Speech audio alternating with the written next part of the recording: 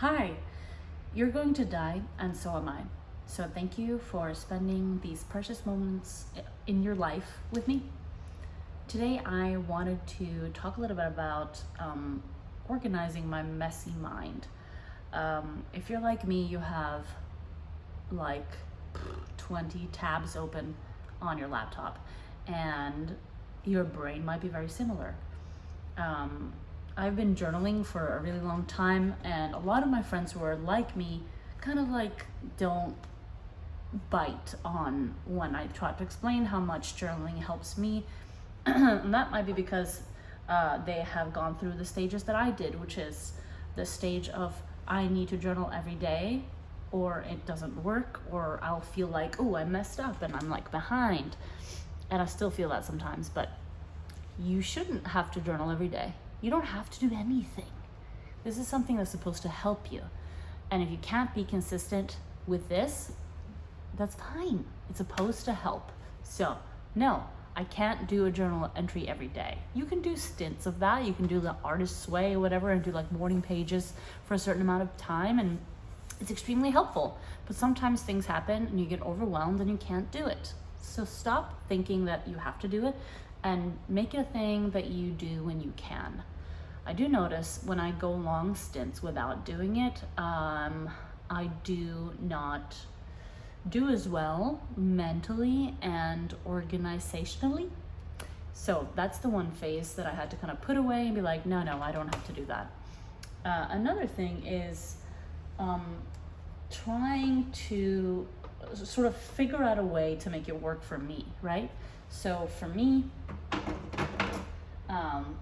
it's important that it's fun, because I'm very fun motivated, and that I think for me to be motivated in general to do anything, it needs to feel rewarding. So a to-do list, it's been like my thing forever, and the good part about a to-do list is that you can tick the box. I always put a box after the task, then I can tick it, and then damn, I feel so good when I tick that box.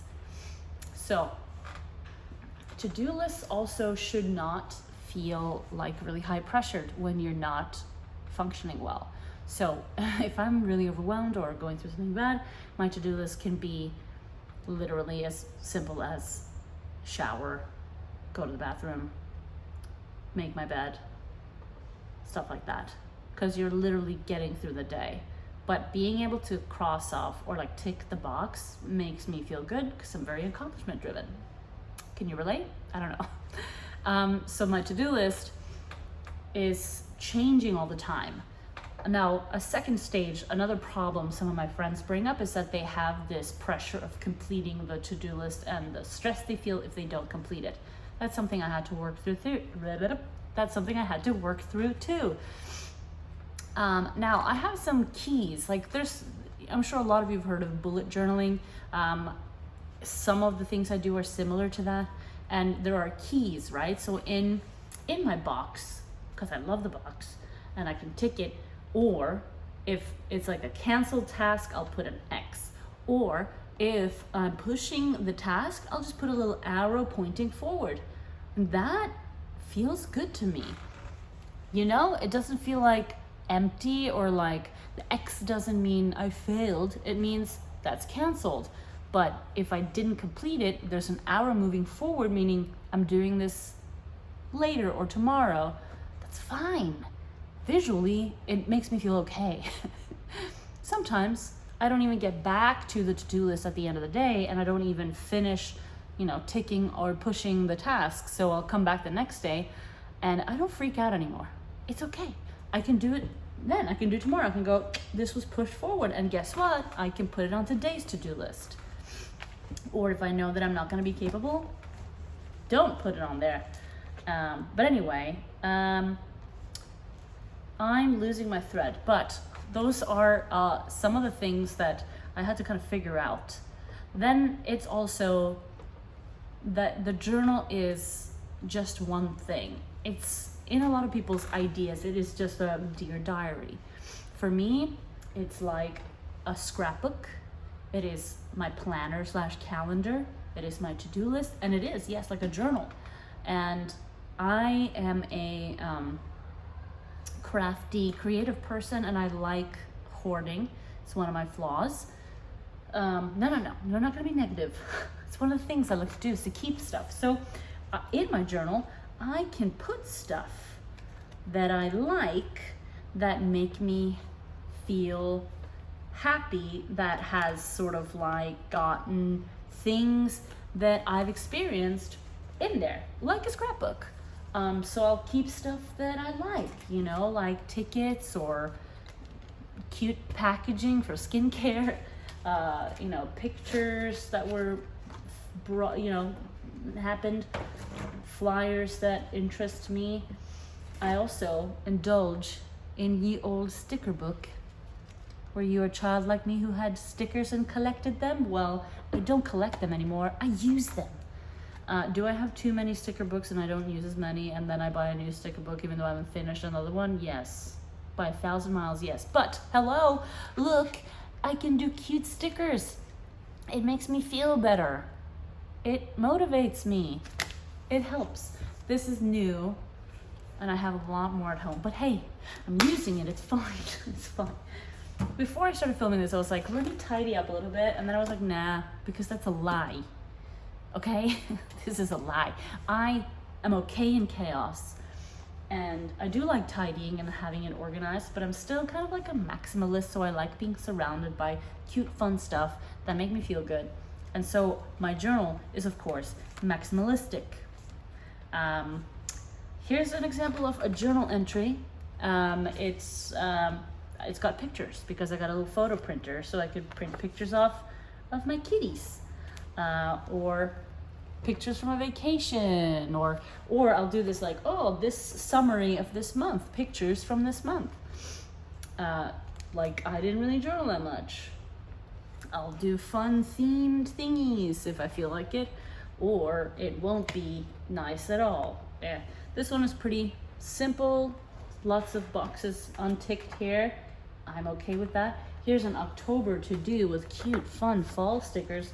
Lots of tasks I didn't complete. And then just some days are just like, shit. Simpler to-dos. Very pathetic day. And then just didn't finish it at all. Was gonna do a whole like monthly goal thing. Didn't do it. Then I have like, every year, you know, people don't like resolutions. It's like, you believe in resolutions. Okay. Good for you. I believe in resolutions because I have learned to be okay with not meeting them all the time. And my journaling has helped me with that because of not being able to complete the tasks on my to-do list, or never, like, the journal is never perfect. It's so many different things, but it does help me. My mind is full of stuff. I'm jumping from tab to tab because I get bored from one tab, and then I go, yeah, let me go to this tab for a bit, you know, before you circle back to the other tab. And my brain is like that with everything, even with journaling. And so sometimes the journal gets abandoned, right? And I don't finish the cute, pretty entry that I wanted to do. I feel like it's worth trying because it could really put you in a mindset where you can really maximize your time. I've tried a lot of different apps, and some of them are really good. A lot of them are very good. I just don't feel as motivated to do them. But again, I think that's probably because I'm a bit of a crafty, childlike person. And there's something about, you know, something about this. This is fun. That makes me want to keep doing it. Christmassy washi tape and fun things, you know, it's just fun to look at. And going back through my pages from like earlier this year, and then realizing that I've made progress. That, you know, a lot of you probably have written journals back in the day, maybe when you were younger, and then you read them a little bit later and you were like, oh my God, who is this person? What did I write? I had a very good friend of mine read some of my journals out loud, very dramatically, basically making fun of me with my consent, and it really helped me because it was so funny and pathetic, but also like, dude, I meant that. That was my truth at that time, you know? And it was very dramatic, but that's how I felt on the inside. And I got it out on the pages, and it probably helped. Now, I can read those journals from like 10 years ago and be like, oh my God, I'm such a better person now. But I still accept and love who I was.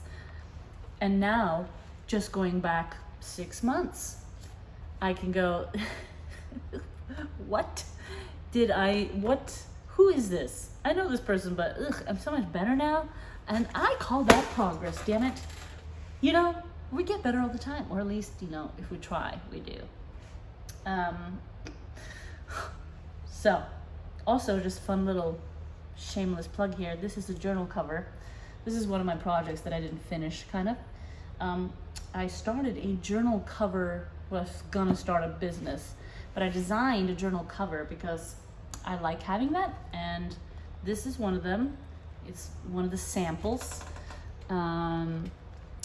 It's cute. It's you know, velour, kind of Chanel-inspired quilted stuff, and it has my little logo that I designed.